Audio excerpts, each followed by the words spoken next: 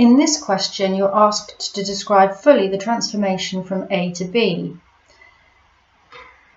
The question doesn't tell you that it's an enlargement, so that will be part of your description. And describe fully means that there is more than one part to your description. So if you don't describe all parts, you won't get all of the marks.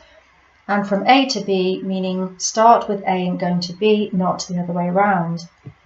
The first thing to do is to find the centre of enlargement, and we do that by identifying corresponding vertices on each shape and drawing a line through.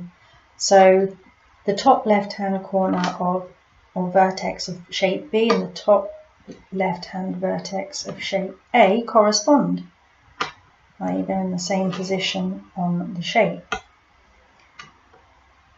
This vertex and this vertex here correspond, and notice I'm taking care when placing my ruler that the ruler goes through each vertex exactly and not just approximately. Now I could have got the centre of enlargement from 2 crossing lines, but just to confirm it's good to do all 3. So I can see that the centre of enlargement is here at -5, -6. The next thing I need to do is decide on the scale factor. So to find the scale factor, SF for short, mathematicians love abbreviations because it saves us some writing, we divide the length of each side on the new shape by the length of each side on the original shape.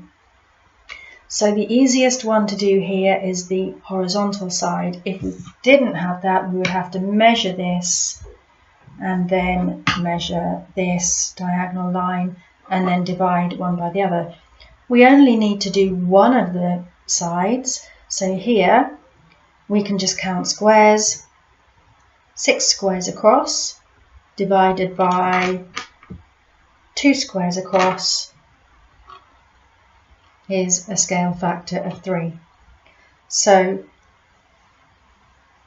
the full description is an enlargement by scale factor 3 from centre -5, -6. 1, 2, 3 points that you need to achieve full marks in an exam.